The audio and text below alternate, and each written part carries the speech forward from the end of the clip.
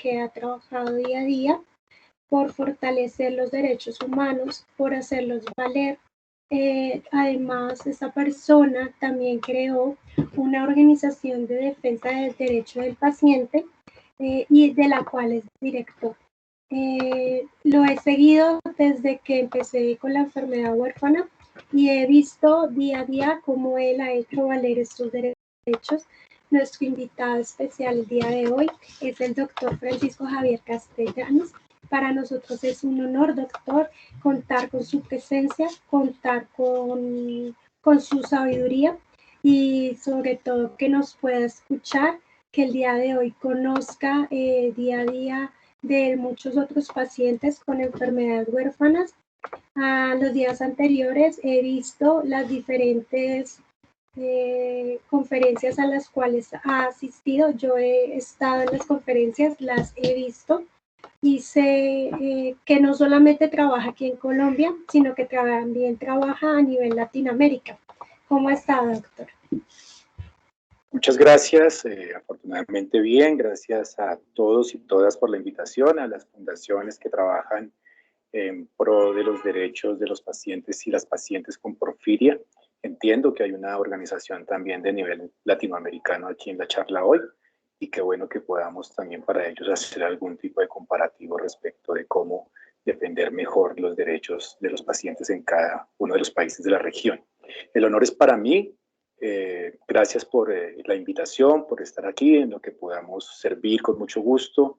Desde la Organización para la Defensa del Paciente llevamos 4 años trabajando en la promoción y defensa del derecho a la salud, del derecho a la vida, del derecho a la integridad personal, del derecho a la no discriminación de las personas en condición de discapacidad en la región.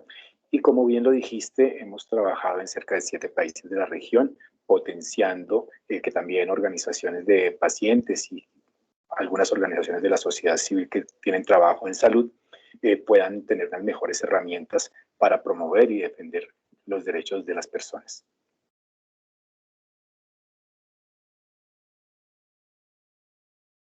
Muchas gracias, doctor. Bueno, el día de hoy, como bien lo saben, logramos hacer una unión entre las fundaciones.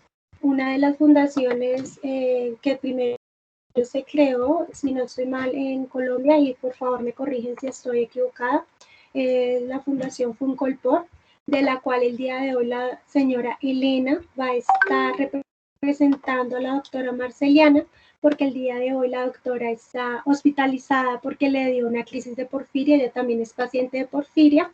Entonces, pues, señora Elena, por favor, puede presentarse y ya ahorita seguimos con la presentación del trabajo que hace cada una de las fundaciones. Gracias, Tati. Yo quiero en primer lugar felicitar a Tatiana por estos logros que ella por esos retos que ella se impone y por esos logros que tiene siempre. Entonces, esta tarde es una tarde muy especial porque estamos unidos en función de los pacientes de porfiria y precisamente oyendo cuáles son los derechos que tienen y a lo que deben acceder para poder superar muchas dificultades que se les presentan con esta condición. Como dice Tati, estoy en representación de la presidenta de la Fundación Colombiana para la Porfiria, Marcela Ávila, que ella está hospitalizada y me pidió que la representara. Yo siempre he estado al lado de la fundación con un papel de voluntaria, apoyando y sirviendo a quien lo necesita. No tengo más interés que ese. Gracias, Tati. Sí, señora, muchas gracias a usted. Bueno, por otro lado, contamos con la señora Beatriz de Fundapor, la siguiente fundación que yo como paciente de porfiria conocí. Esta fundación está situada en la ciudad de Medellín. Señora Beatriz, por favor, puede presentarse.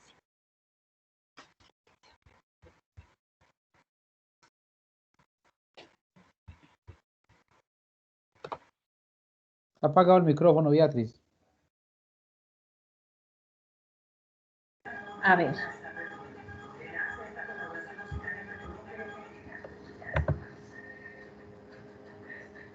hacer. Listo, ahí creo que sí me escuchan. Les estaba dando las buenas tardes a todas las personas conectadas, pacientes, familiares, cuidadores. Doctor Castellano, muchas gracias por aceptar esta invitación. A Heidi Tatiana por promover esta reunión entre organizaciones de pacientes con este diagnóstico. Mi nombre es Beatriz Agudelo, soy la representante legal y directora de la Fundación para las Porfirias con sede en Medellín, pero con trabajo en el ámbito nacional e internacional también. Muchas gracias.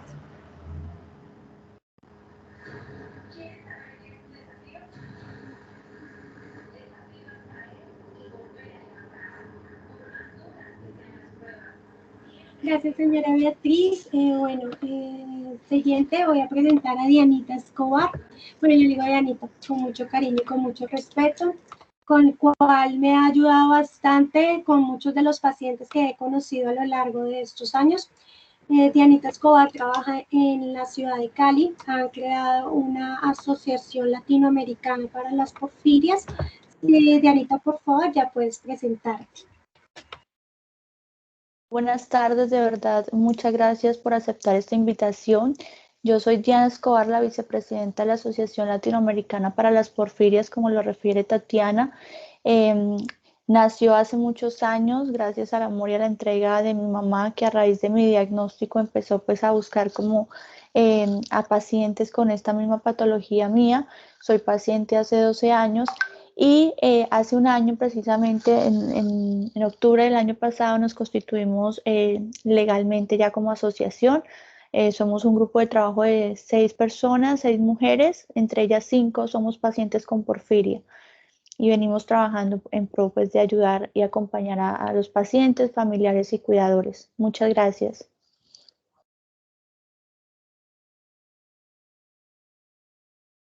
Dianita, bueno, muchas gracias. Bueno, es el señor Francisco Castellanos. Bueno, como le venía diciendo, vamos a presentar a cada una de las fundaciones para que usted conozca el trabajo que cada una de ellas está haciendo en pro de los pacientes.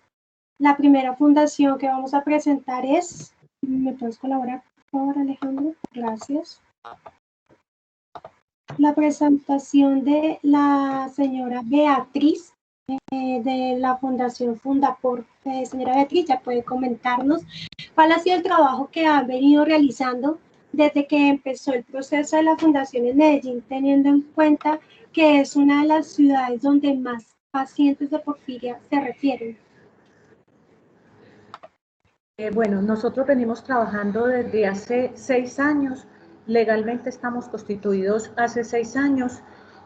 Uno de los trabajos principales de la Fundación ha sido empoderar a los pacientes, a las familias y cuidadores sobre su diagnóstico, porque en la medida en que los pacientes y sus familias han sabido llevar la patología, han aprendido a manejar el estrés, la alimentación, los medicamentos y muchos factores que les desencadenan una crisis de porfiria, han mejorado su calidad de vida. Entonces, básicamente que uno de los trabajos fuertes de la Fundación ha sido la parte de educación, de formación sobre la patología, apoyados en diferentes profesionales del área de la salud que nos han ayudado con estas charlas.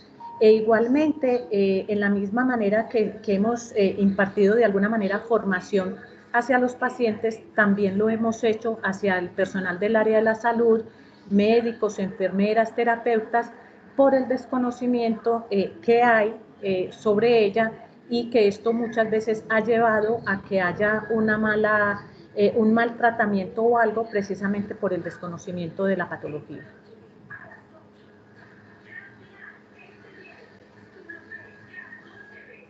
Muchas gracias, señora Beatriz, por la presentación de la Fundación. Por favor, la siguiente diapositiva, Alejandro, muchas gracias.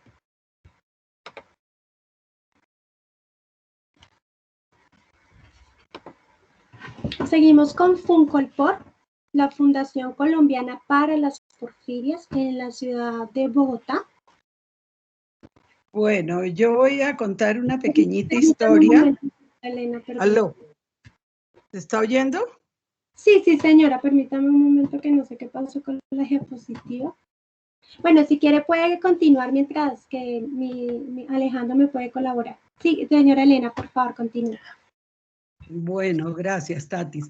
La Fundación Colombiana para la Porfiria se constituyó en el año 2007. La constituyó Marcela Ávila y su esposo Ricardo Villalobos.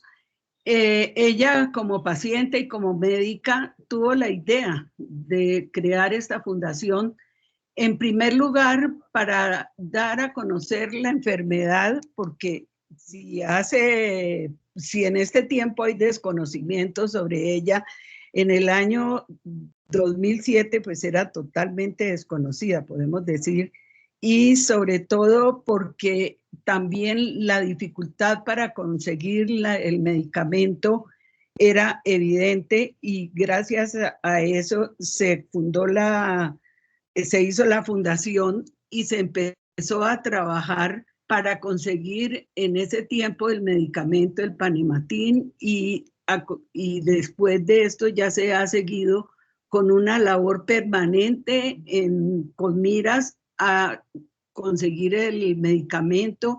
No ha sido fácil, pero se ha contado con la colaboración de muchas personas y se ha tenido el apoyo de los laboratorios para la consecución del medicamento. Se dedicó también a socializar la enfermedad y dar apoyo a los pacientes y sus familias, sus cuidadores, y sobre todo en zonas donde había mucha población como Medellín y Cali.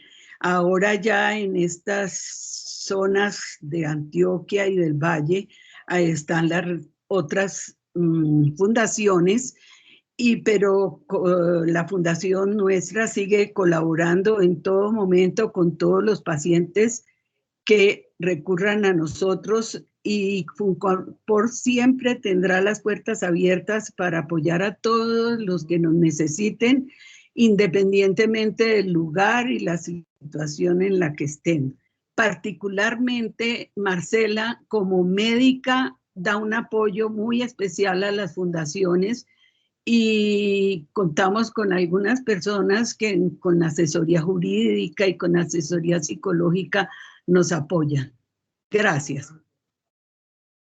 Muchísimas gracias, señora Elena. Sí, como usted bien lo dice, al principio pues solo se contaba con con una fundación en Colombia, y pues son demasiados pacientes los que día a día se van enfermando de esta enfermedad rara, que es una enfermedad genética metabólica, como yo le estaba comentando al doctor Francisco anteriormente, de las cuales una de las zonas era Cali, y por esta razón Asolpor empezó no hace mucho, pero ha venido teniendo un trabajo arduo en compañía, pues, si no estoy mal, de las otras dos fundaciones. Han sido muy generosos en la forma en que ellos día a día trabajan, no manejan protagonismos, y eso es importante cuando un paciente está en alguna de las fundaciones, porque la idea no es una competencia, sino que por el contrario sea una verdadera ayuda. Dianita, por favor, ya puedes contarnos cómo es el trabajo de Asolpor, por favor. Muchas gracias. Tatiana, sí, como lo dice Tatiana, la idea es seguir articulándonos, trabajando de la mano con las demás fundaciones en pro de los pacientes. O sea, nosotros tenemos, y ahorita doña Beatriz, es educar bastante desde la academia, educar a los pacientes para que se empoderen de su patología, sensibilizar a toda la comunidad en general sobre el tema de porfirias, y creo que se ha logrado, gracias a Dios, ganar unos espacios de visibilidad, y eso es importante a la hora pues de que los pacientes tengan una mejor calidad de vida, y sobre todo de una manera integral. Realmente falta mucho camino por delante, pero creo que se está logrando grandes cosas con estas alianzas, por decirlo así, con ese trabajo en equipo, porque estamos seguros que si unimos esfuerzos, pues vamos a crear un mayor impacto en lo que nosotros buscamos, que es acompañar, apoyar, no solamente a los pacientes, sino también a sus familias, a sus cuidadores. Gracias. De antemano, muchísimas gracias a todos por la reunión del día de hoy. Doctor Francisco, nosotros queremos que usted conozca no solamente que día a día se trabaja en pro de los pacientes, sino que también sepa las principales barreras que hemos venido enfrentando, que yo sé que usted más que nadie las tiene claras porque pues defiende día a día a los pacientes, valga en este momento la redundancia. Doctor, a mí me gustaría que usted nos indicara cuál es el trabajo que usted está desempeñando como director y como defensor al mismo tiempo de los derechos humanos. Muchas gracias, Tatiana. Mira, lo primero es hacer mi declaración de conflicto de intereses. Contarles que durante los años en que he trabajado en este rol, he tenido relacionamiento directo con varias casas de la industria farmacéutica y que para esta conferencia en particular, que es absolutamente de índole académico y con el propósito de compartir conocimientos y herramientas con las fundaciones, no tengo ningún conflicto de interés y tampoco recibo remuneración alguna. Ahora bien, respecto de nuestro trabajo, nace la Organización para la Defensa del Paciente hace alrededor de 4 años. Yo soy un paciente diagnosticado con una enfermedad huérfana que se llama esclerodermia y he trabajado por cerca de 10 años en temas de organizaciones de pacientes desde allí. Sin embargo, en el desarrollo de ese trabajo nos dimos cuenta que la mayor necesidad insatisfecha en la mayoría de países y de personas era poder tener un acceso pleno, un acceso mejor y sortear esta infinidad de barreras que tienen y experimentan cuando necesitan ser diagnosticados o cuando necesitan una cita médica o cuando necesitan un medicamento e infortunadamente es muy difícil acceder. Entonces desde allí surge desde esa necesidad la Organización para la Defensa del Paciente, que es un movimiento social en el cual trabajamos varias personas y tengo el honor y el gusto de ser su director hasta la fecha. Trabajamos para promover y defender el derecho a la salud y los derechos conexos desde un enfoque de derechos humanos. Tal vez este puede ser el plus o la diferencia o el diferenciador que tenemos respecto de otras organizaciones con trabajo en derecho a la salud. Es que lo hacemos desde el enfoque de derechos humanos, de acuerdo con los estándares internacionales en la materia y de acuerdo también con los tratados y las convenciones que se han ratificado por cada uno de los países en los que trabajamos en materia de derechos humanos. Gracias, doctor. Sí, respecto a lo que usted nos estaba comentando, pues ya teniendo en cuenta que usted es un paciente con enfermedad huérfana, usted sabe que la principal barrera es una atención porque no contamos con una promoción adecuada para tratar enfermedades huérfanas. Hemos visto a lo largo de los años, por todo lo que me han comentado las diferentes fundaciones, que no solamente el trabajo que tuvo que hacer una fundación para conseguir un medicamento que es la Matina, que es de altísimo costo, porque es que no se puede decir que de alto costo, de altísimo costo, con la cual muchos pacientes mejoran su calidad de vida después de tener infinidad de crisis, sino que también tenemos que recurrir a tutelas, a derechos de petición, a desacato de la tutela, de los cuales ahorita cada una de las fundaciones pues va a abordar mejor los temas y le van a hacer ciertas preguntas esperando tener una luz, esperando encontrar una mejor respuesta por parte de alguien que nos podría ayudar de mejor manera y no solamente como acudir a los entes reguladores cuando los entes reguladores tampoco nos están prestando como la debida atención. Doctor, entonces pues no sé quién desea empezar con alguno de los casos que habíamos puesto como ejemplo. No sé si quiere ser Dianita o la señora Beatriz o la señora...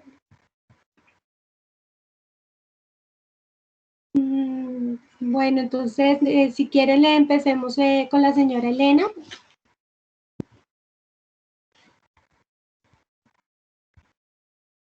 ¿Aló? ¿Se fue la señal? ¿Qué pasaría? Yo O te se estoy escuchando sí, bien. se está escuchando bien, Tatiana. No sé, de pronto la señora Elena tuvo alguna dificultad. Bueno, si quieres, Edwin, tú también conoces el trabajo, señor Francisco, él también trabaja para Fundapor. El día de hoy fue el organizador del área tecnológica. De verdad, muchas gracias de antemano, Edwin. Y pues te escuchamos para que le hagas como la primer pregunta que siempre tenemos como con cada uno de los casos de los pacientes. Bueno, no, también, doctor Castellanos, pues agradecerle por estar aquí con nosotros, pues por estar siempre como en pro de los pacientes. Yo sé que no solo en todo este tema de porfiria, que quizás también es algo nuevo para usted, pero en pro de todos los pacientes. Bueno, yo me reparto con Beatriz como las inquietudes que tenemos, que le queremos presentar y que quisiéramos como de pronto una orientación, quizás no hoy, pero sí por lo menos que usted conozca una de las situaciones más particulares que se están presentando, sobre todo acá en Medellín, y que digamos que de cierta manera no hemos encontrado la manera de debatir esta situación pues que le voy a contar y poder de pronto ayudar a los pacientes. Como usted lo conoce, pues todas las enfermedades raras y generalmente huérfanas se catalogan así pues por el desconocimiento que hay acerca de ella, por la poca investigación que hay también al frente de ella, porque son enfermedades que hoy por hoy no están, digamos, dentro de, en las miras principales pues de estos sistemas de salud. Entonces es muy complejo, en muchas es muy escaso, la porfiria es una de ellas, pero más que escaso es que es muy costoso. O sea, los tratamientos para un paciente cuando está en crisis son muy costosos. Y acá en Medellín tenemos una dificultad muy grande ahora y es que pareciera que hay como una intención de empezar a quitarle los diagnósticos a los pacientes. O sea, como quien dice, pues si si no es paciente de porfiria, pues no tengo cómo atenderlo así pues, o sea, vuelvo y le digo, pareciera que fuera eso. Yo no puedo, pues tampoco nosotros como fundación podemos entrar a asegurarlo, pero ya tenemos varios casos de pacientes que tienen un diagnóstico de un médico, tienen un diagnóstico de un profesional, o sea, no es un diagnóstico que ellos inventaron, o sea, ya hay una historia clínica incluso donde hay un diagnóstico de porfiria, donde hay unos exámenes para determinar, pues, digamos, que una persona tenga porfiria. Hay una parte bioquímica, otra parte ya, digamos, genética, pues hay unos exámenes ya genéticos que determinan si efectivamente es una porfiria y qué tipo de porfiria es, pero hay una parte clínica que, digamos, es, por lo que hemos entendido y hemos aprendido, como les decía Beatriz ahorita, en todas las capacitaciones, son unos exámenes muy puntuales que determinan si un paciente está en una crisis y si definitivamente está en una crisis de porfiria es porque es un paciente de porfiria. Entonces, como le digo, muchos especialistas ya les habían hecho un diagnóstico y de hace más o menos 2 años hacia acá, específicamente en una clínica acá en Medellín, donde una de las EPS empezó a direccionarlos, empezaron a quitarles el diagnóstico. Los pacientes iban, empezaban a atenderlos y si de pronto, obviamente les hacían exámenes en ese momento, pero no siempre un examen sale positivo porque pues si no está en una crisis aguda en ese momento el examen, pero eso no quiere decir que no tenga porfiria, eso quiere decir que no está en crisis. Y ya con eso y con algunos otros argumentos que para nosotros no son válidos, han empezado, como le digo, a quitarles el diagnóstico. Lo que yo tengo entendido, pues no, yo soy ingeniero de sistemas, no soy ni abogado, ni médico, ni eso, pero en las pocas cosas que hemos aprendido, para yo, para otro médico quitar un diagnóstico, pues no sé, menos que tendrá que haber un comité, una junta médica, algo de ética, no sé, yo no puedo ir quitando un diagnóstico así como así.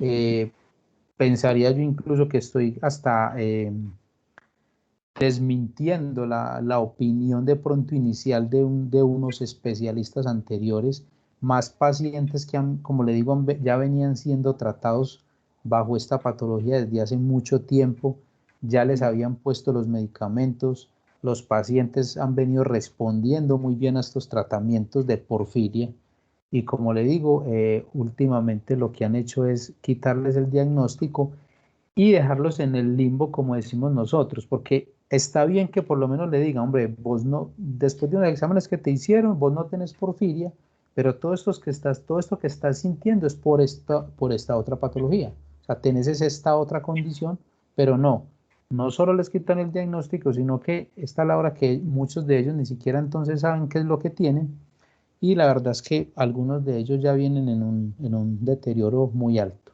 Ese es uno de los principales puntos.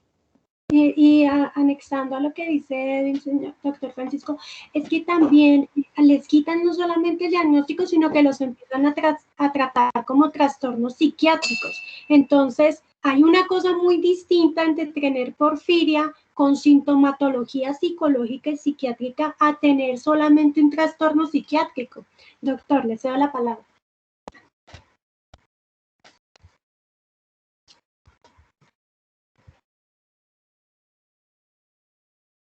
Doctor, disculpe, no se escucha. Qué pena con usted. Gracias, tenía mi micrófono cerrado, ya estamos bien. Gracias, Tatiana. Edwin, gracias. Muy interesante su reflexión y su pregunta, y deberíamos abordar varios temas para poder tratar de responderla. Lo primero es lo que tiene que ver con la autonomía médica, y es que pues los criterios médicos no se pueden cambiar por otro médico porque sí, sino que debe existir una fundamentación médica. Y la autonomía médica, tal como lo establece la ley estatutaria de salud, si se va a rebasar un criterio médico, debe hacerse con pertinencia y debe hacerse efectivamente por una junta de médicos cuando esa prescripción la dio un especialista. Lo que hemos visto con mucha preocupación, y así lo hemos denunciado, es que algunos prestadores y algunos promotores, para ahorrar costos en los tratamientos y aduciendo la no pertinencia de algún tratamiento, sencillamente cambian los criterios de diagnóstico y lo hacen de manera arbitraria. Este tipo de prácticas deben siempre denunciarse en primera instancia ante la EPS, la misma EPS, pero también ante las secretarías de salud, que tienen una oficina para la calidad en la prestación del servicio, para que esta oficina pueda hacer una auditoría sobre la historia clínica, sobre lo que está pasando, y se logre determinar si es cierto o no que existe o no existe ya una pertinencia para determinado medicamento. También poner el caso en conocimiento de la Superintendencia Nacional de Salud, que deberá iniciar también una investigación administrativa, una actuación administrativa, y determinar cuáles son los criterios para cambiar o no cambiar un medicamento y si esos criterios son válidos o no. Porque también debemos decir aquí que puede ser ocasionalmente que una persona que tenía un determinado medicamento prescrito por un médico tratante especialista evoluciona y sus síntomas ya no requieren el uso de este medicamento. En ese escenario, y de acuerdo a esa hipótesis, sería entonces pertinente hacer el cambio de medicamento o descontinuar el uso del medicamento por parte del médico tratante. Y para finalizar, decir también que existen los tribunales de ética médica. Los tribunales están en todo el país a través de los tribunales regionales, y hay un tribunal nacional que recoge el trabajo que hacen los tribunales regionales. Entonces también se debe acudir cuando hayan sospechas de que un médico tratante, de manera arbitraria, pasando por encima de la autonomía médica de otro profesional de la salud que hizo una prescripción anterior, la cambia sin fundamento científico alguno, de manera caprichosa o sencillamente como una herramienta o una estrategia de contención de gasto para la EPS, pues denunciar ante el Tribunal de Ética Médica para que ellos también hagan una investigación de tipo ético y administrativo y puedan revisar la actuación de ese médico y determinar si existe o no la pertinencia del medicamento y si hay una arbitrariedad o una irregularidad o no existe. Doctor, en cuanto a esa pregunta, quiere decir que podríamos escoger los casos en los cuales, las fundaciones podrían escoger, los casos en los cuales se está presentando esto y irnos directamente al Tribunal de Ética, pues porque realmente yo soy paciente Yo no tengo una fundación, yo no tengo ninguna organización, pero sí me preocupa que el día de mañana sea yo la que esté presentando este problema, porque para los pacientes sería un gran problema, porque el miedo está en que nos vuelva a dar una crisis, que volvamos a quedar en UCI, entubados, con un estado físico inadecuado, o sea, muy mal, en mal estado, en deterioro completo. Entonces, eso es lo pertinente, irnos al tribunal, escogiendo todos los casos que en este momento están pasando en Medellín, en Cali, en toda Colombia, y hacer eso. La recomendación que puedo darles en ese sentido, contestando tu pregunta, Tatiana, es la siguiente. Sí, es bueno acudir primero a la oficina de calidad de la Secretaría de Salud respectiva, presentar la queja para que se abra una actuación administrativa y acudir primero ante la Superintendencia Nacional de Salud para que también inicie un proceso de inspección sobre el caso puntual. Y una vez que se tenga recibido tanto por la Secretaría de Salud como por la Superintendencia Nacional de Salud y tengan un oficio ustedes en donde ya les contestaron que por lo menos recibieron el caso y que le están corriendo traslado a la entidad demandada o a la entidad accionada, en ese momento y con esos insumos más la historia clínica y obviamente el relato de la irregularidad, acudir al Tribunal de Ética Médica para poder aportar esos documentos también como medios de prueba y que el tribunal sepa que también las otras autoridades están conociendo el caso y están gestionando una actuación para determinar si existe o no una posible negligencia médica, si existe algún constreñimiento a la autonomía médica, si existe un cambio caprichoso de tecnología. Recordemos aquí también, esto no es un secreto para nadie, muchos médicos trabajan con determinado laboratorio farmacéutico y lo que hacen es cambiar un producto por otro, sencillamente para favorecer los intereses de algún determinado laboratorio. Entonces son muchas aristas aquí, pero el procedimiento y digamos, lo común que hacemos en el procedimiento es seguir esos pasos para que la queja cuando llegue al tribunal sea mucho más sólida, tenga mejores soportes y esté mejor documentada. Doctor, muchísimas gracias. Pues yo no sé si el Asolpor tiene alguna inquietud respecto al tema o tiene otra pregunta adicional para presentársela, al doctor Francisco. Hola, muy buenas tardes. Bueno, nosotros básicamente lo que hemos notado es que las EPS colocan demasiadas barreras para autorizar y demoras para autorizar el medicamento, en este caso la emina. Incluso tenemos un paciente que está conectado, que está en este momento en hospitalización esperando que su EPS le autorice la emina. Y obviamente pasan los días y su salud se va deteriorando, los dolores siguen aumentando. Entonces, ¿qué hacer, por ejemplo?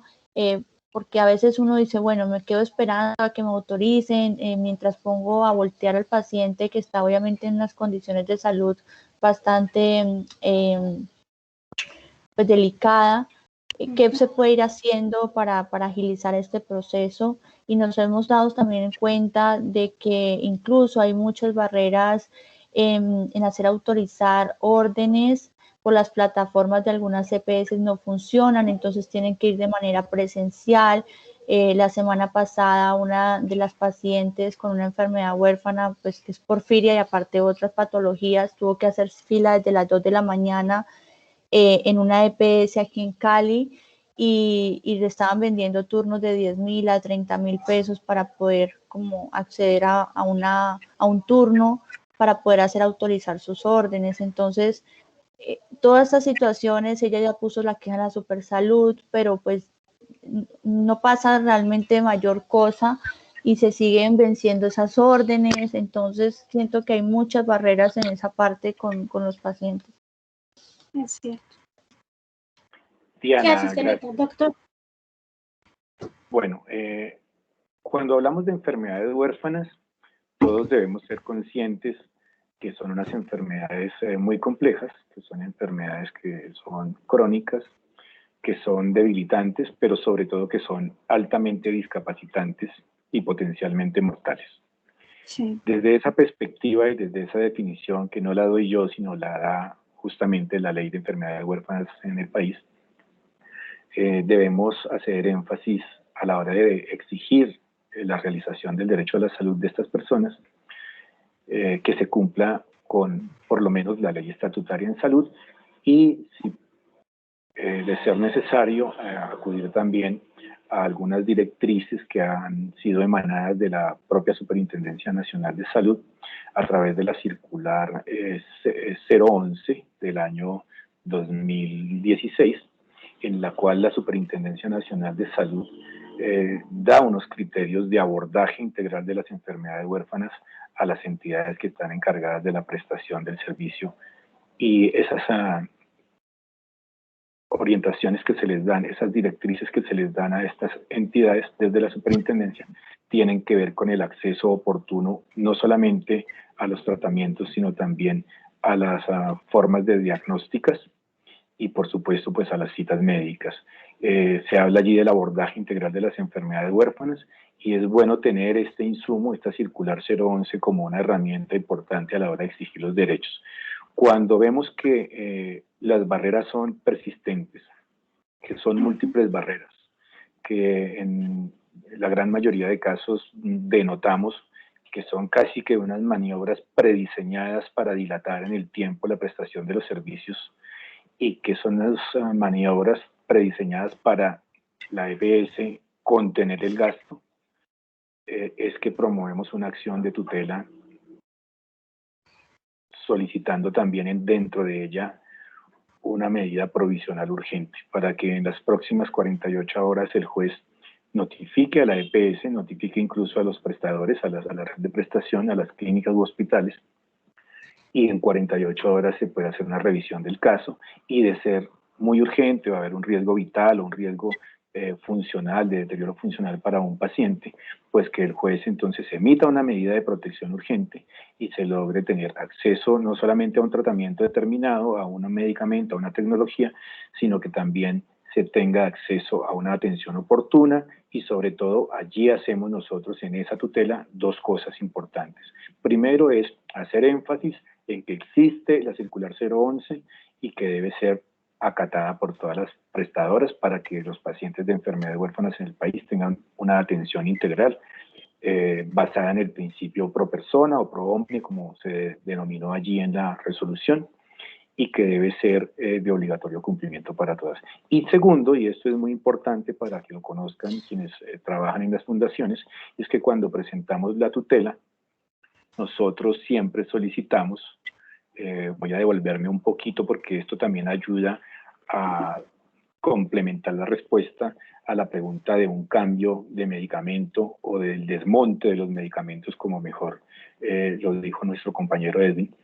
Y es que en esas acciones de tutela, además de solicitar la medida provisional urgente, nosotros solicitamos que el juez oficie a Medicina Legal, al Instituto de Medicina Legal y Ciencias Forenses, para que sea el instituto quien, como entidad auxiliar de la justicia, pueda, a través de sus médicos, determinar si un paciente requiere o no requiere una terapia, si existe evidencia sobre ella, si es efectivamente necesario que este paciente tenga o no tenga una terapia.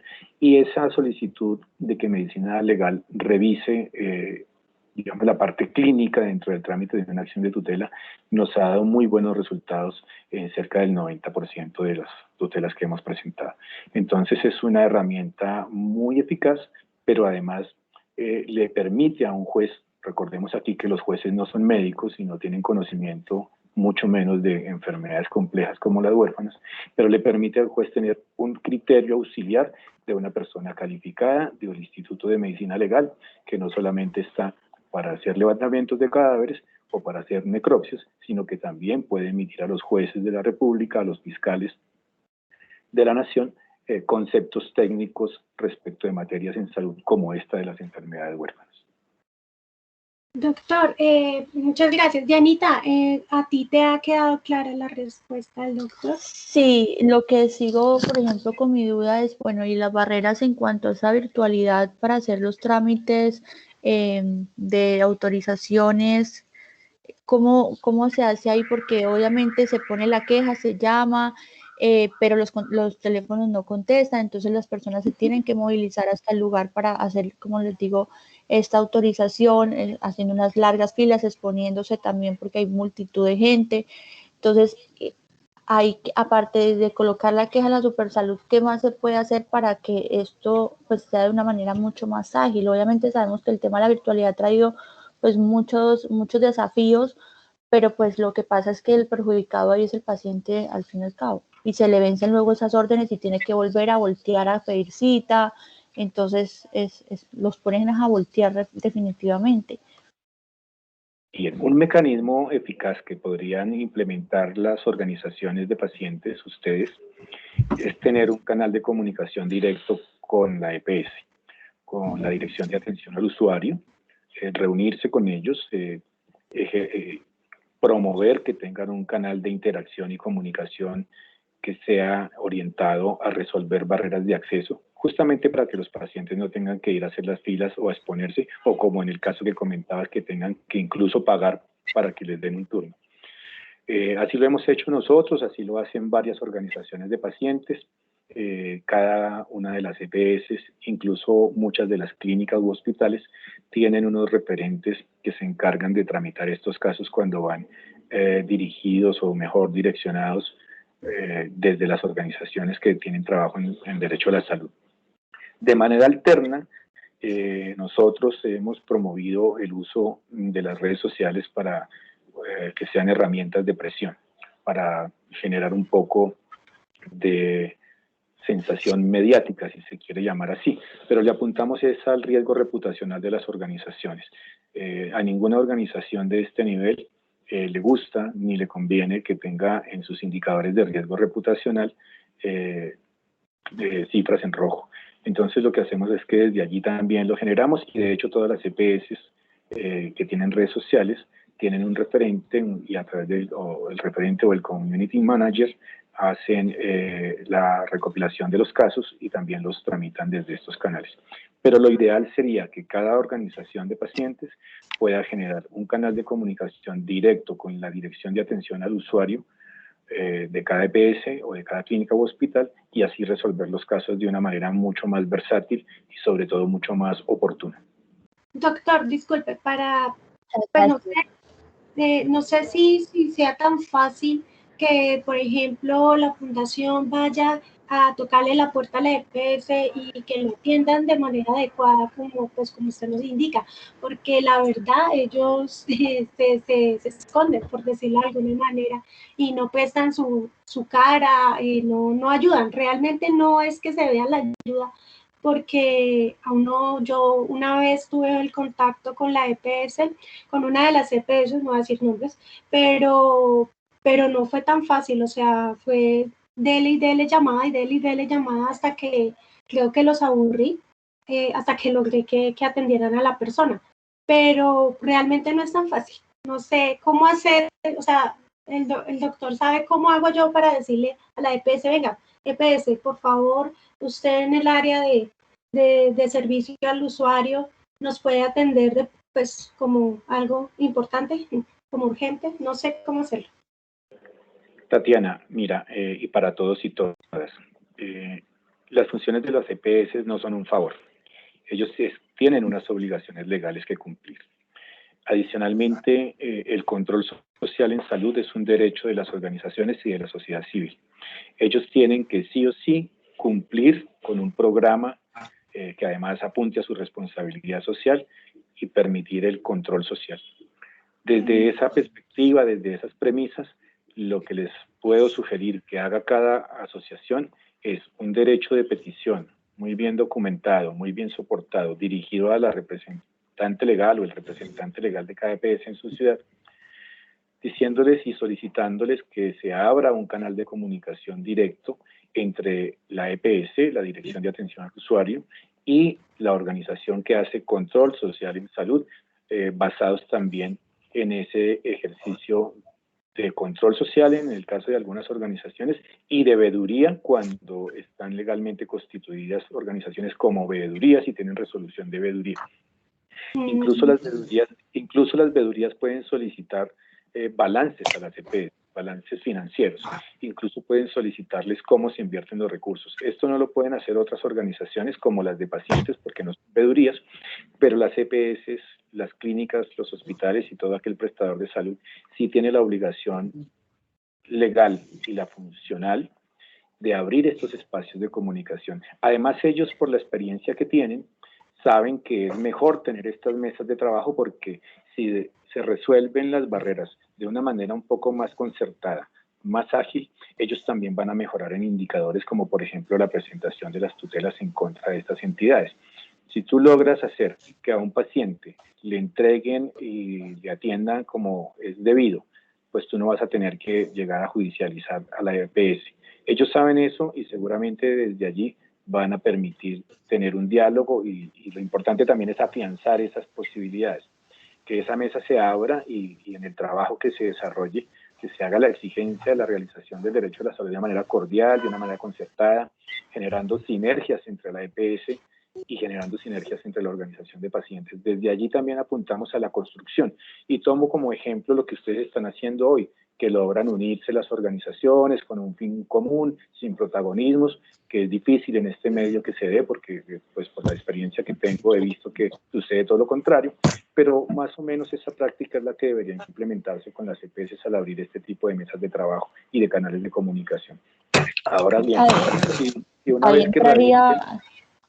que radiquen los escritos haciendo la solicitud, tienen alguna barrera, pues por favor nos dejan saber que con gusto podemos comunicarnos con las directivas de las EPS para, digamos, de alguna forma coadyuvar la petición que haga cada organización y que tengan un resultado positivo. Muchas gracias, doctor, por eso. De verdad sería ayudar.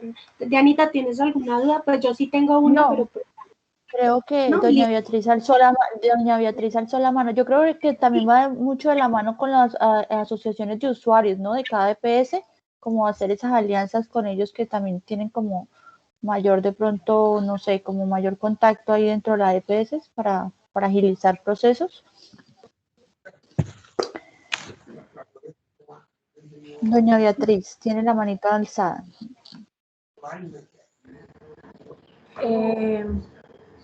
Sí, vale, muchas gracias.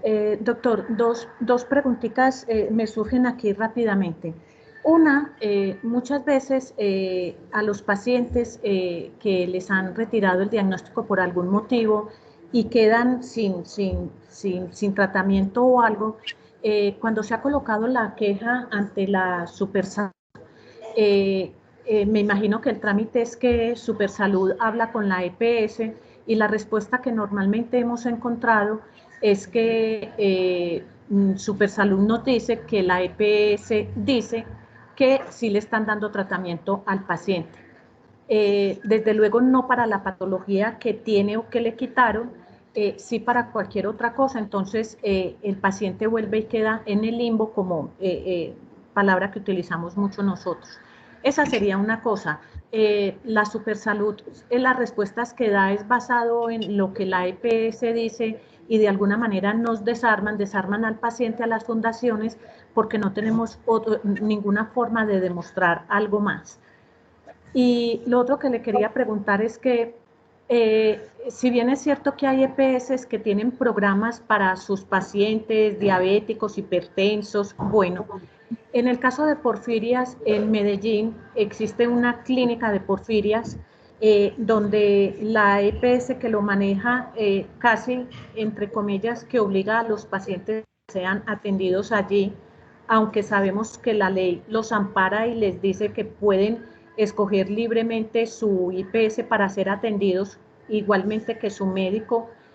¿Qué hacer en estos casos cuando hay tanta presión y muchas veces los pacientes acuden a otras clínicas u hospitales porque ya los conocen, porque tienes un médico que ya los ha atendido toda la vida, que saben muy bien su patología, cómo tratarlo? ¿Qué más podríamos hacer? ¿Qué otra cosa podríamos utilizar las organizaciones de pacientes para tratar de que este tipo de situaciones no se den? Muchas gracias. Por la pregunta o por las dos preguntas, y en la primera de ellas, sí, desafortunadamente en muchas ocasiones se da la sensación de que la Superintendencia Nacional de Salud defiende más a las EPS que a los usuarios. justamente cuando pasan estas cosas y contestan, no, la EPS tiene la razón, o la EPS ya contestó diciendo o argumentando o tratando de justificar tal cosa, y cierran la PQR, cierran la reclamación. ¿Qué hacemos nosotros allí? Y lo voy a hacer una conexión con la segunda pregunta, que tiene que ver con el adecuado tratamiento, pero sobre todo con el derecho a la libre escogencia. Es que le exigimos a la superintendencia que no cierre los casos hasta tanto haya una resolución verdadera y efectiva. Es que muchas veces las EPS dicen, nosotros ya hicimos la llamada, hicimos el seguimiento, el médico domiciliario vio al paciente y el médico considera que no, y por lo tanto se cerró el caso. Pero recordemos que no es lo que considere un médico o un auxiliar de enfermería o un enfermero cuando va a una casa a ver un paciente, sino que existe una historia clínica. La historia clínica nos da la trazabilidad de la enfermedad. Los derechos de los pacientes también involucran en el componente de calidad del derecho a la salud, del acceso, también involucra la continuidad en los tratamientos. Y si una persona que está escrita a alguna de estas IPS para tratar de ahorrar costos, lo que hace es interrumpir la continuidad de un tratamiento de manera arbitraria, pues lo que hacemos es exigirle a la superintendencia que se documente efectivamente cómo es y por qué y con qué criterio médico es que se hace este desmonte de servicios. Porque no es permisible para nadie hacer este tipo de cosas, porque atentan no solamente contra la continuidad del tratamiento, sino contra el derecho a la salud de esta persona, pero por supuesto contra el derecho a la vida. Si vemos que esto no lo supera la superintendencia, inmediatamente interponemos acción de tutela, los involucramos a todos, a la superintendencia, a la Secretaría de Salud, a la EPS, a la IPS y también al médico o al profesional de salud que ha cambiado el tratamiento.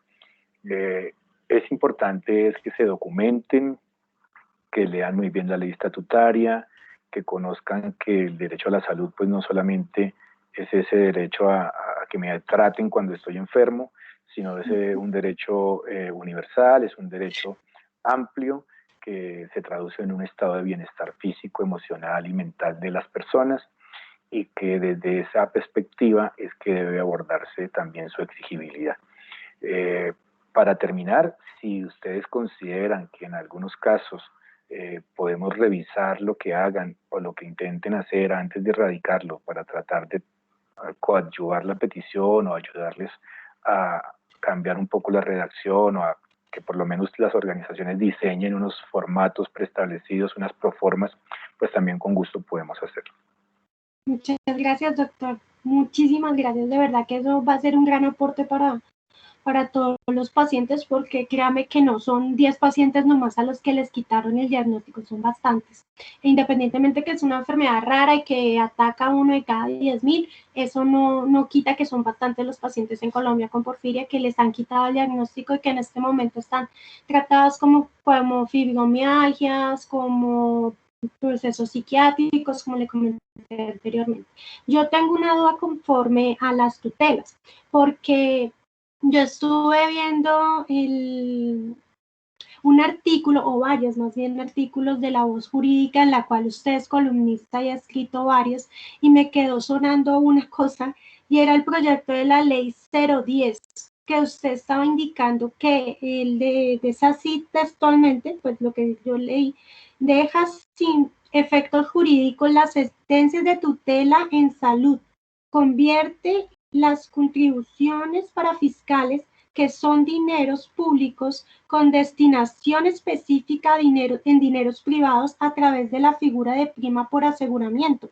Profundiza la tercerización laboral del personal de la salud, aumenta el gasto del bolsillo de los pacientes, que eso es de verdad muy fuerte, porque el tema de los copagos es algo que nosotros como pacientes con enfermedades huérfanas, yo por lo menos en mi EPS no tengo que pagar nada ni cuando me hospitalizan, ni por copagos, ni por nada.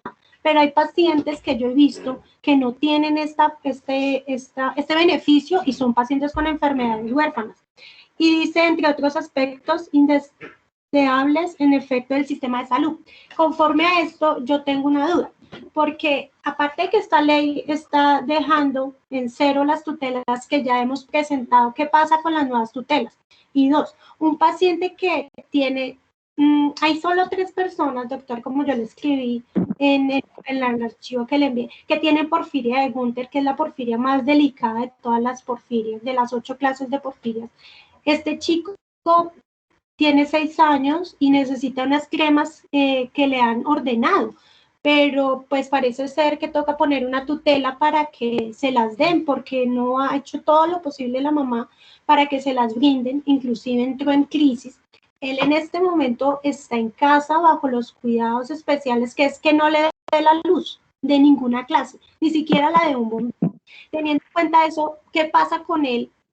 No le van a dar las cremas nunca, no le van a dar el medicamento a los otros pacientes que necesitan la mina, que está registrada en la tutela, o simplemente va a pasar como que nos toca hacernos de la vista gorda que tenemos porfiria y nos toca decir que somos pacientes psiquiátricos.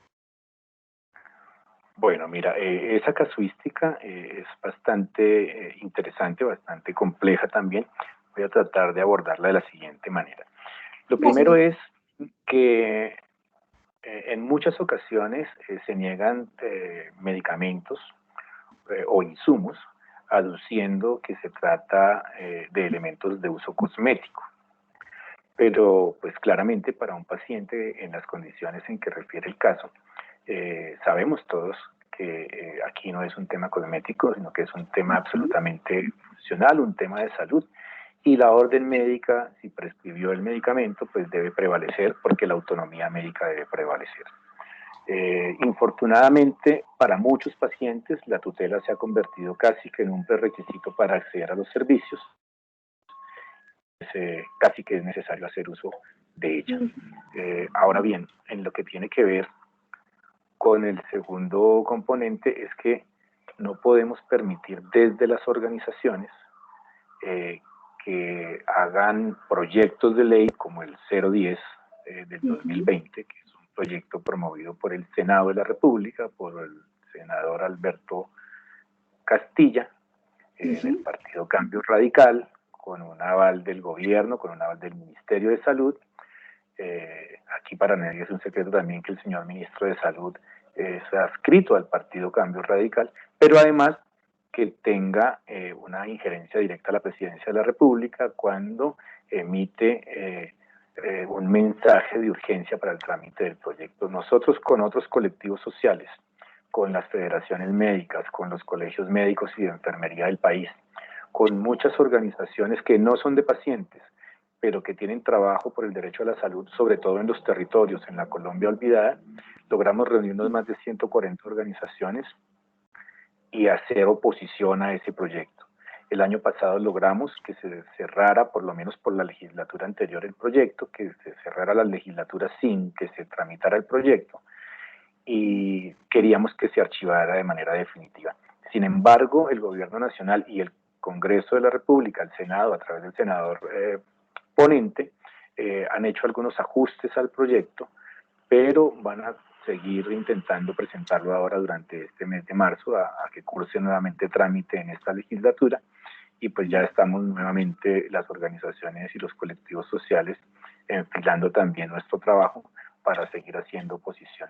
Aquí también es bueno que las organizaciones de pacientes se opongan, y justamente por lo que leíste allí en mi columna, es que no podemos permitir que un proyecto de ley que dice acabar las EPS y se vende con la mentira de acabar las EPS, lo que quiere hacer es transformarlas, fusionarlas, empoderarlas más, darle mucho más dineros públicos para que se conviertan en dineros privados.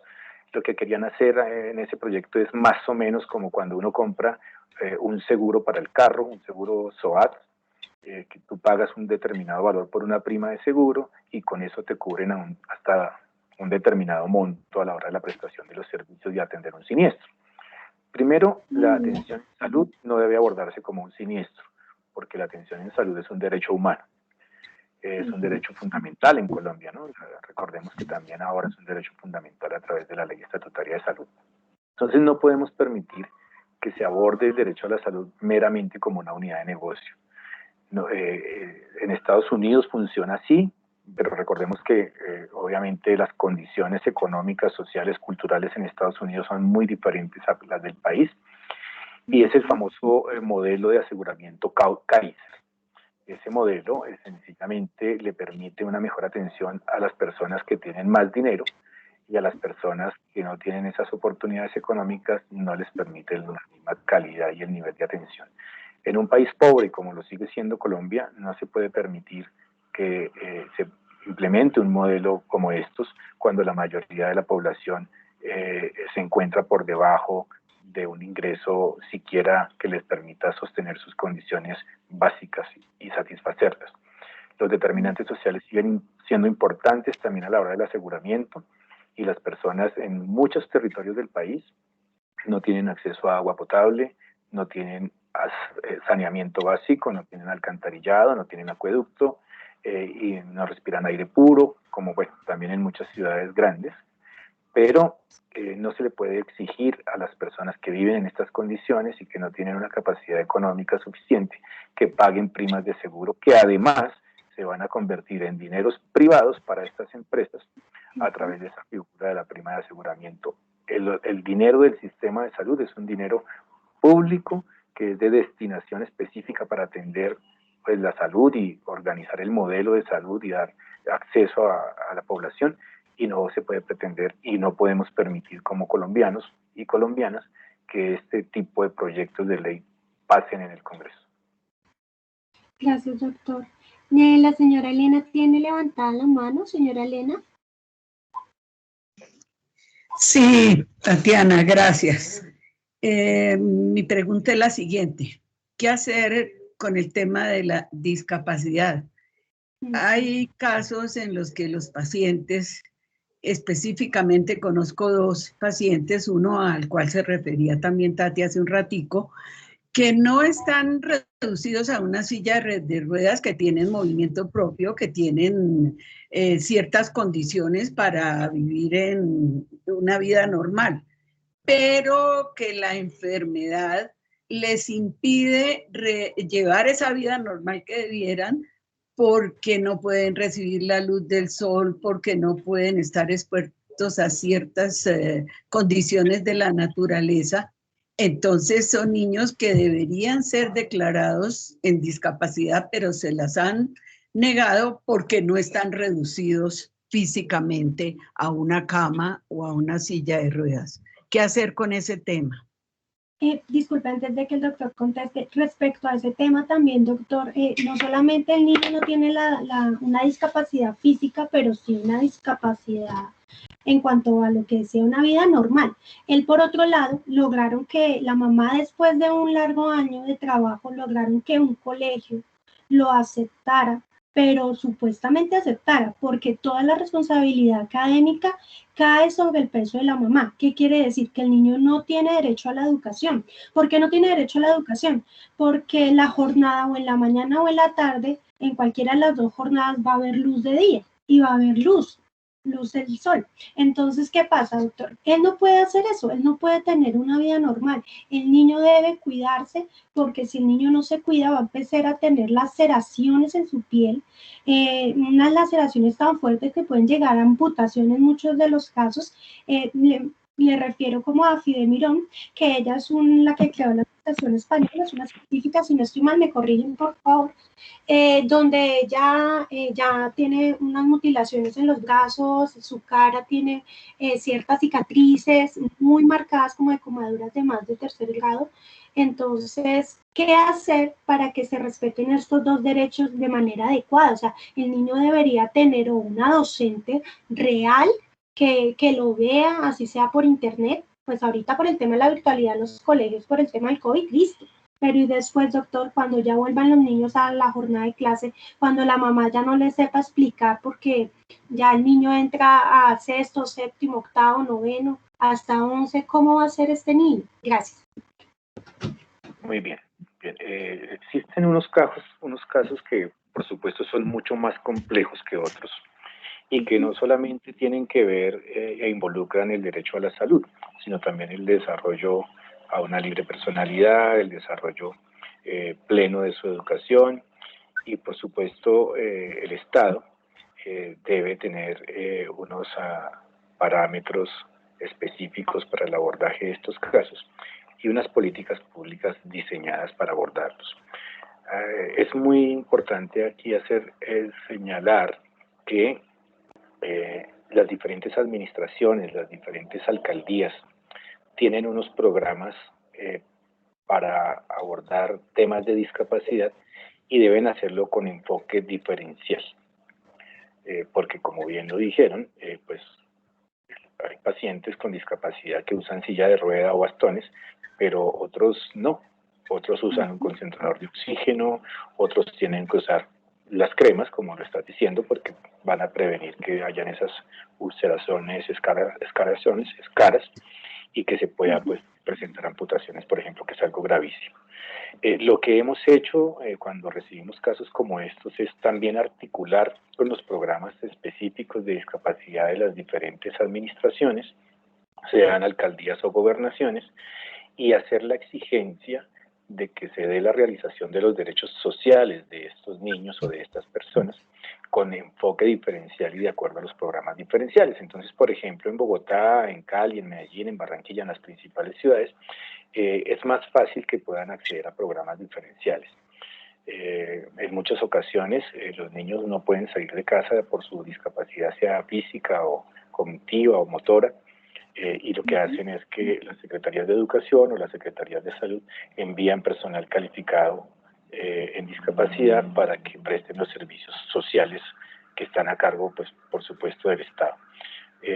La invitación es la misma, a que las organizaciones de pacientes puedan generar canales de comunicación directos con los referentes para discapacidad de las diferentes alcaldías o gobernaciones y puedan poner allí unas casuísticas. Nosotros, hace algunos años en Bogotá, trabajamos en lo que se llamó la Mesa Distrital de Enfermedades Huérfanas, que fue creada por un acuerdo del Consejo de Bogotá y que involucraba, en esa mesa la lideraba la Secretaría de Salud de Bogotá, pero involucraba a todas las entidades del distrito, incluyendo al Instituto de Recreación y Deporte, a la Secretaría de Educación, y lo que hacíamos era identificar allí niños o personas también adultas que tuvieran discapacidad, algún tipo de discapacidad no evidente o si fuese evidente también, pero que se pudiera desde esa identificación y caracterización hacer de conocimiento de cada una de las entidades la existencia de esta persona y los requerimientos de apoyo social que requería. Entonces, por ejemplo, un chico que tenía algún tipo de discapacidad no solamente era atendido en el hospital que tenía un centro de referencia en discapacidad, sino que la Secretaría de Salud también se acercaba a él y a su familia para ofrecer los programas sociales diseñados, ¿no?, desde la política pública con el enfoque diferencial a personas en condición de discapacidad. Y ese sería el camino, tratar de también hacer esas sinergias con estas entidades para que las personas que conozcan las fundaciones, organizaciones, puedan acceder de manera mucho más eficaz a estos servicios y estos programas sociales. Doctor, o sea, tendríamos que unirnos y trazar como los casos de estos niños que en este momento tienen porfiria intermitente, porfiria de Gunther, a la alcaldía y también a la Secretaría de Salud y pasar como una propuesta para ellos, o cómo es. La verdad no entendí el lineamiento correcto. Lo que hicimos nosotros es generar una mesa.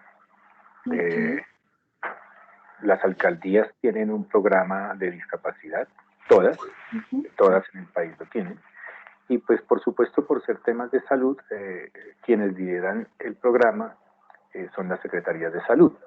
Lo que hicimos nosotros fue interactuar con las secretarías de salud.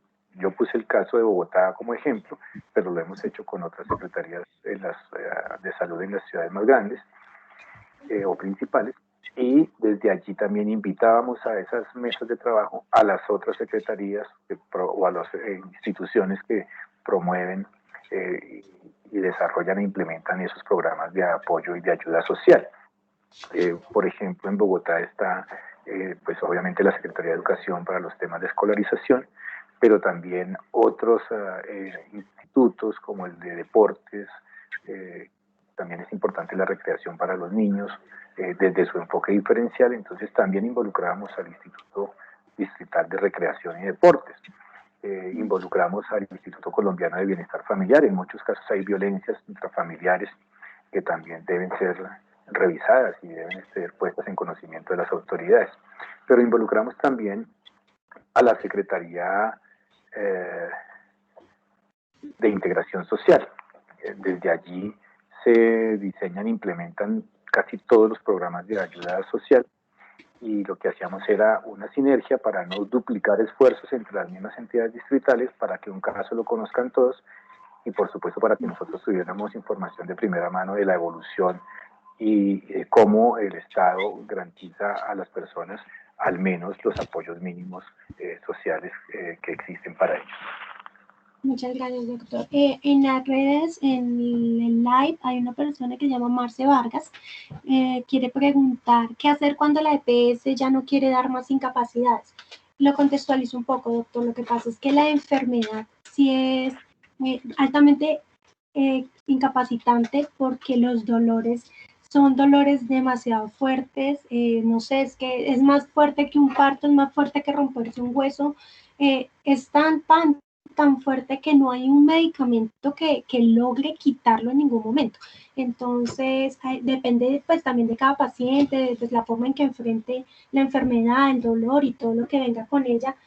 ¿Qué hacer cuando ya la EPS no quiere darnos más incapacidad y dice, no, pues si les sigo dando incapacidad, pues eso no es rentable para ellos, pero tampoco nos quieren dar la discapacidad porque no estamos quedándonos sin el 50% de daño de motricidad, de movilidad?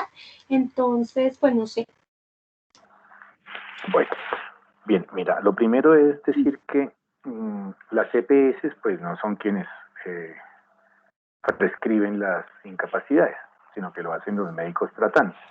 Y los médicos tratantes generalmente están adscritos a las instituciones prestadoras de servicios, es decir, a las IPS. Si un médico tratante no renueva una incapacidad, tal vez lo hace con un criterio médico, considerando que la persona ya no presenta la misma sintomatología. Cuando tú refieres que hay un dolor crónico, es decir, persistente para siempre, y si es muy agudo, por supuesto que se puede presentar una incapacidad permanente. Aquí debemos diferenciar dos cosas, y es que, o dos orígenes mejor, y es el origen de esa discapacidad.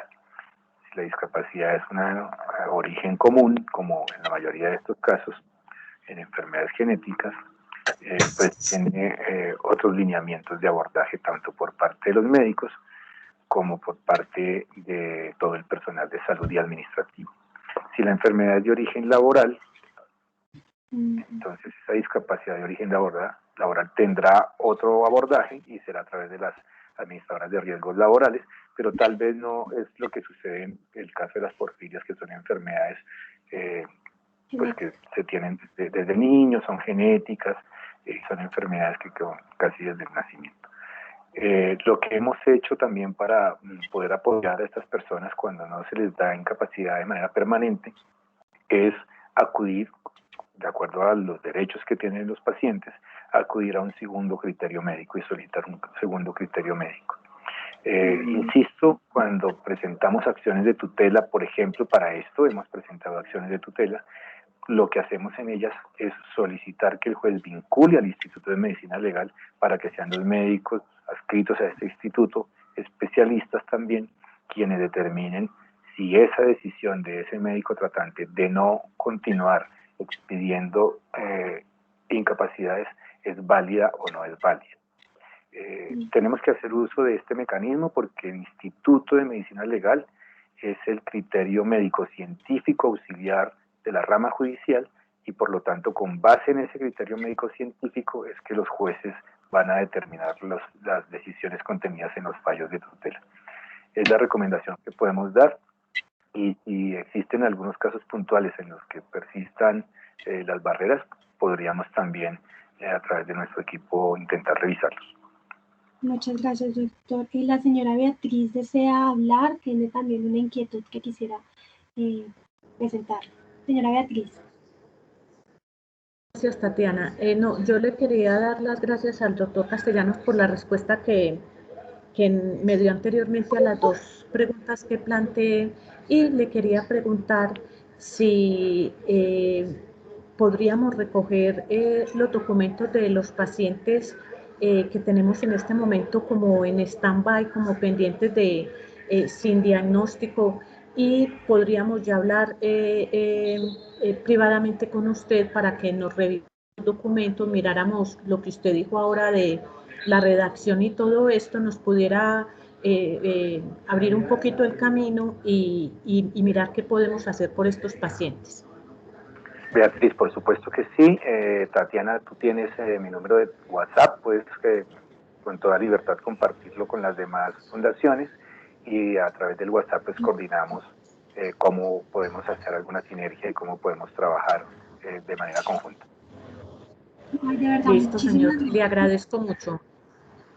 No sé si alguna de las fundaciones que están aquí tienen alguna otra pregunta, pues la verdad ya hemos pasado de la hora. La verdad no sé, doctor, de verdad muchísimas gracias por el tiempo. No sé si usted tenga la agenda ya súper ocupada y ya tenga que retirarse, de verdad, pues primero preguntarle a usted y después a la fundación. Si existe otra pregunta, con gusto la contestamos. Sí tengo otra actividad ahora sobre las 5:30, sí, pero tenemos tiempo para un par de preguntas más si es que existen.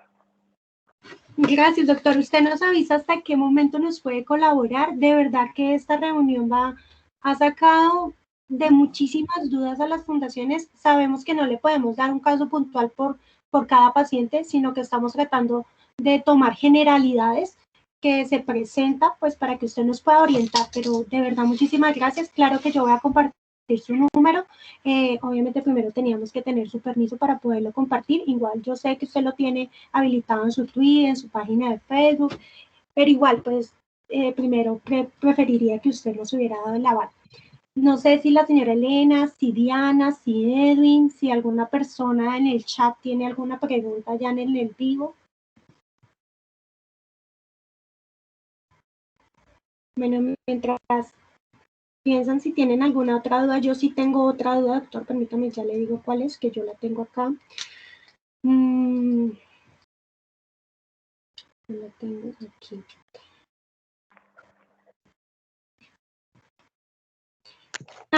Es que a raíz de los documentos que leí de la voz jurídica, usted hablaba de que ahorita hay un modelo de salud mercantilista humano.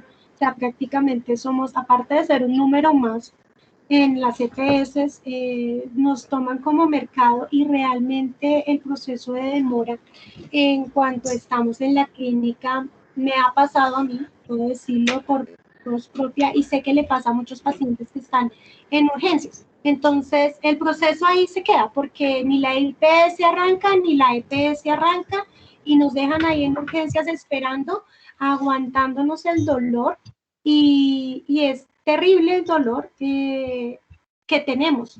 Entonces, no viene el hematólogo, no viene el neurólogo, no viene nadie, nos dejan ahí 1 o 2 semanas esperando, después viene el neurólogo, después viene el hematólogo, después de que ya uno se para allá en la parte de servicio social de las clínicas, se coloca a pelear pues con ellos. Bueno, los familiares, uno pues en el estado con crisis pues no tiene la capacidad, nada, no tiene unos ganas. Entonces, después del proceso viene siendo para que la EPS dé permiso de poner el medicamento. Después el proceso es que la IPS tenga una UCI para que nos coloquen el medicamento. Y así sé que pasa con muchos pacientes de muchas otras patologías.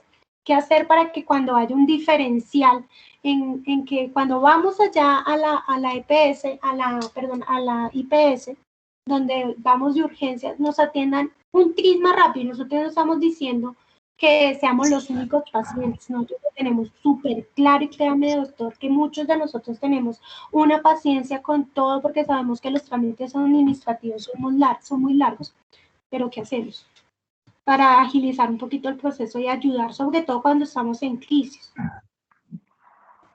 Tatiana, gracias. Mira, cuando un modelo de salud se basa en el mercado económico, pues siempre van a existir estas barreras, porque siempre se piensa en contención de gasto. en tener mayor rentabilidad en unidades de negocio que se basan en la salud de la población, y por eso nosotros siempre hemos promovido cambios estructurales en el modelo de salud. Aquí recordemos que una cosa es el sistema de salud y otra cosa es el modelo. Y en cuanto a ese modelo de aseguramiento también, debemos nosotros, y lo hemos rechazado, es que se permita esa mercantilización y que, digamos, se trafique, en el buen sentido de la palabra, con las personas. La salud debe ser un bien público, la salud debería estar administrada en su gran mayoría por el Estado, y la salud debería ser priorizada en función del bienestar de las personas y no en función de los intereses económicos de estas empresas, que para ahorrar dinero y para tener mayor rentabilidad quitan servicios, no prestan servicios, y sin importar que las personas se deterioren o puedan fallecer, solamente para mantener su ánimo de lucro. Eso respecto del modelo y el ánimo mercantilista que se vive. Ahora bien, ¿qué hacemos y qué hemos hecho con diferentes actores, prestadores y promotores dentro del sistema de salud para lograr que las personas que tienen un enfoque diferencial por discapacidad tengan una priorización a la hora de recibir atención? Es que hemos promovido que estas entidades caractericen a la población por cohortes. Es decir, que si existe una cohorte de cáncer, los procesos administrativos para quienes están caracterizados allí sean mucho más fluidos y tengan una ruta específica. Y si eso se lograse, por ejemplo, para porfiria, que las EPS tuvieran una cohorte para el abordaje integral de la porfiria, pues podría ser que la atención se dé mucho más fluida, mucho más rápida, pero también que se garanticen al menos unos estándares mínimos, por supuesto de acuerdo a las guías de práctica clínica internacionales y las nacionales de existir estas, y por supuesto que permitiría también una mejora importante en el acceso verdadero a los servicios de salud para los pacientes con porfiria. Gracias, doctor. La señora Beatriz y Edinson también están alzando la mano. No sé cuál de los dos desea participar primero. Doctor, sí, yo le quería hacer una pregunta. En este mundo de las raras y huérfanas pasan cantidad de situaciones que usted las debe conocer mejor que yo. Cuando un paciente ha interpuesto una acción de tutela y el juez falla a su favor ordenando que se hagan exámenes o algún tipo de tratamiento o terapia, y la EPS hace caso omiso de esto, ¿qué se debe hacer? ¿Cuál es el paso a seguir? Bueno, voy a responderte tu pregunta. Es muy frecuente que nos digan, nos refieran estas casuísticas, porque son muchas las ocasiones en que las EPS o las IPS desacatan los fallos judiciales. Lo primero, pues al derecho interno, al interior del país, de acuerdo a nuestra legislación y de acuerdo con los instrumentos jurídicos disponibles para defender los derechos en Colombia, es presentar y promover el incidente de desacato ante el mismo juez que ha expedido el fallo de tutela. Esto a veces tarda tiempo, esto a veces es dispendioso. En muchas ocasiones, cuando ya se va a sancionar en el desacato, entonces prestan el servicio de manera parcial para evitar ser sancionados en el desacato, y al mes se vuelve a presentar la barrera. Pero existe otra herramienta adicional, que ya es de ámbito internacional, a la que también hemos acudido con frecuencia, en algunos casos que comportan cierta gravedad, y es que acudimos a instancias internacionales demandando al Estado colombiano para que garantice de manera eficaz el derecho a la salud, a la vida, a la integridad personal de estos pacientes. Y lo demandamos ante los organismos internacionales de derechos humanos, como la Comisión Interamericana o como el Consejo de Derechos Humanos de las Naciones Unidas. Hay una regla allí en el trámite internacional procedimental para presentar estas quejas, estas demandas, y es que deberían agotarse primero los recursos jurídicos internos. Nosotros, cuando tenemos un fallo de tutela a favor de un paciente, pues ya lo agotamos. Ya ese fallo está en firme y ya el Estado debe hacer garante y debe hacer que se cumpla la decisión judicial. Ahora bien, si el fallo de tutela no es a favor del paciente, el recurso también se agotó. Se hizo uso del recurso y se agotó el uso del recurso. Y si persisten circunstancias que demuestren, pese a que el juez de tutela haya negado alguna prestación, que por ejemplo el médico sigue prescribiendo la misma prestación, se puede acudir también ante estos organismos internacionales. Se le fue el audio, doctor. ¿Me escuchas allí o no? Ya, Sí, señor. Ya. Entonces se puede acudir a estas entidades, a organismos internacionales, aduciendo que se agotó el recurso jurídico interno, cual fue el trámite de la acción de tutela, pero que persisten las barreras y que no se acata ese fallo, o que siendo desfavorable persiste la orden médica y que no se le da el tratamiento adecuado al paciente ordenado por el médico tratante, que sea pues en este caso especialista. Eso es lo que hacemos nosotros, eso es lo que quisiéramos promover, que hagan otras organizaciones sociales que defienden el derecho a la salud y por supuesto las organizaciones de pacientes también lo puedan hacer. Gracias, doctor. Edison, tenías la mano levantada, ¿puedes por favor hacer tu pregunta?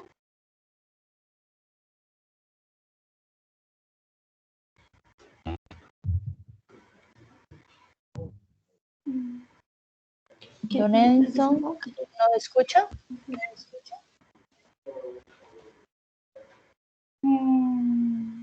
Bueno, si quiere, la señora Elena tiene la mano levantada también por ahora mientras Buenas Edison. tardes.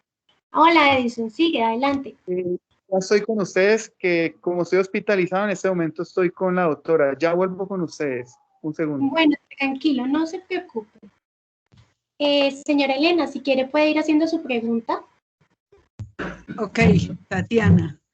Señor. Doctor Castellanos, quisiera preguntarle el tema de los cuidadores, que me parece a mí que son fundamentales en la salud del paciente. ¿Qué avances se ha hecho respecto al apoyo económico, social, psicológico que se da y qué más logros se pueden obtener frente a este tema? Gracias.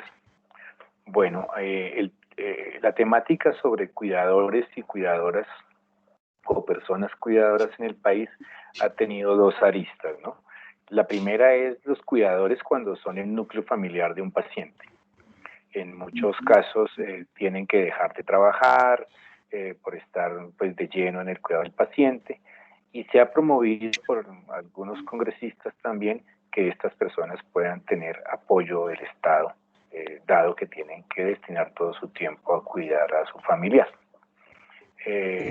Hay algunos avances, sí, se ha reconocido la labor de estas personas, pero falta mucho en el país para que hayan políticas públicas que destinen unos recursos importantes para satisfacer en parte las necesidades sociales de quienes son personas cuidadoras.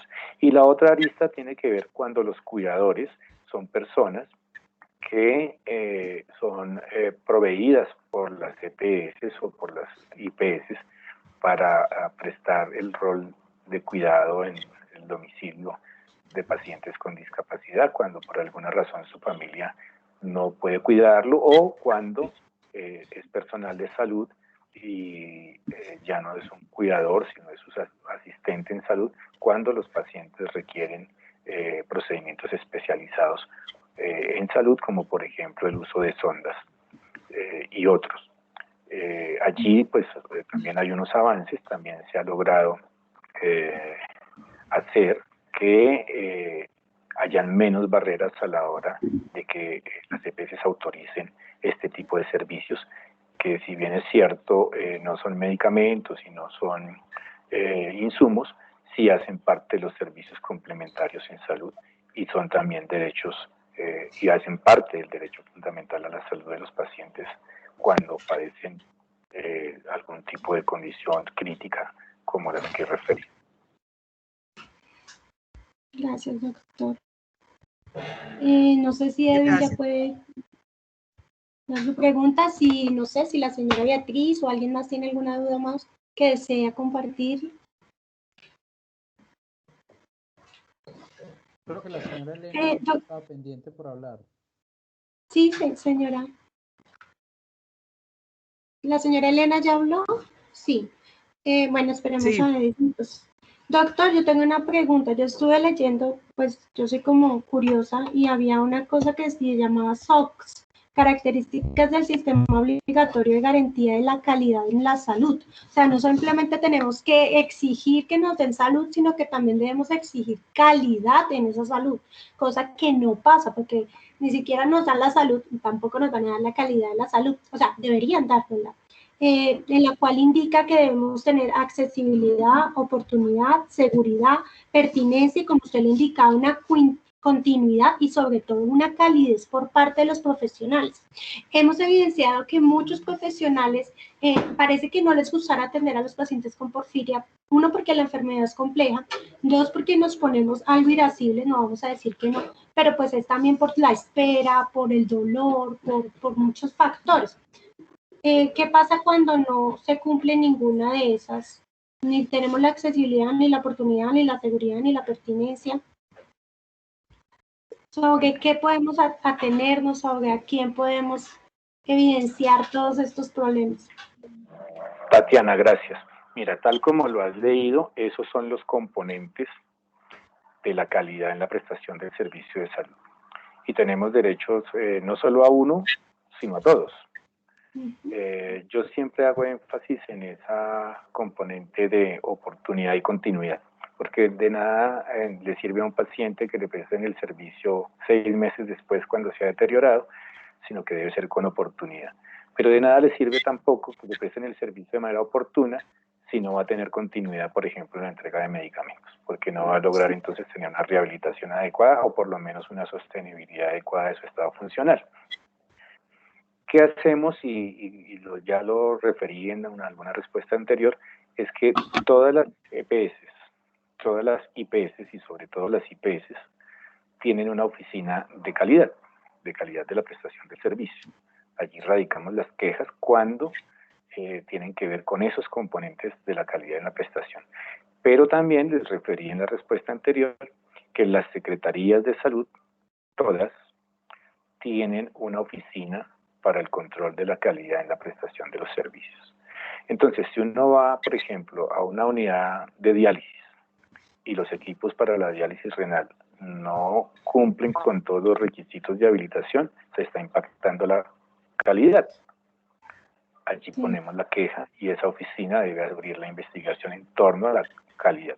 Pero si a un paciente de porfiria no le entregan con continuidad los medicamentos, o si no tiene acceso a unas citas periódicas con especialistas, pues también se está impactando negativamente la calidad de la prestación del servicio.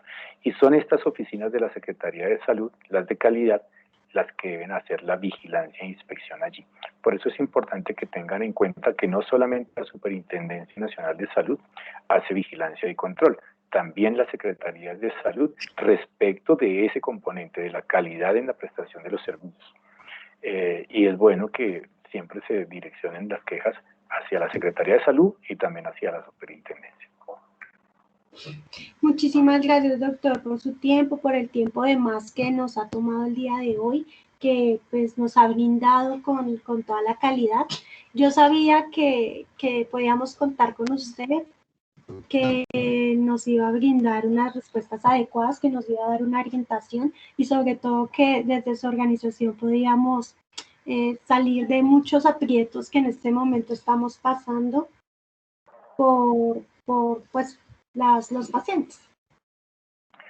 Tatiana, nuevamente gracias a ti y a las demás organizaciones, a las demás personas por la invitación. Para mí pues es un gusto estar aquí, poder compartir un poquito de los conocimientos que la experiencia nos ha dado, compartir también algunos instrumentos o herramientas con ustedes que les permitan desarrollar su labor de manera más óptima y sobre todo tener la oportunidad de conocerlos y conocerlas y también ver y conocer el trabajo que desarrollan en pro de la calidad de vida de las personas. Estamos en contacto, por favor comparte mis datos con los demás y las demás y bueno, en el camino estamos trabajando juntos y espero verlos y verlas de nuevo. Un abrazo para todos y todas y un saludo cordial para quienes están participando en las redes sociales a través de los live.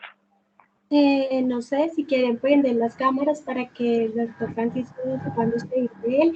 Con mucho gusto, ya apenas terminemos esta charla, les voy a compartir a cada uno su número de contacto y pues nada, y que espero que realmente que esto haya sido para ellos, para las fundaciones de mucho provecho, que puedan contar con su ayuda. Va a ser valiosísima, va a ser muy importante. Porque lo he vivido, porque sé que es difícil ser paciente. Muchísimas gracias a Edwin, muchísimas gracias a la señora Beatriz, a Dora, a Julián, a Dianita, a la señora Elena. Muchísimas gracias por participar, por querer estar dispuestos el día de hoy. Sé que todos tienen una agenda muy ocupada y de verdad de antemano, muchas gracias. Gracias muchas a gracias, ustedes. doctor Castellanos. Vemos, hasta luego. Que estén muy bien. Chao. Muchas gracias. Hasta luego.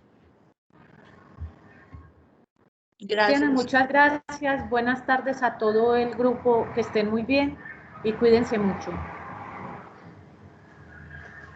Gracias, que estén muy bien, que descansen.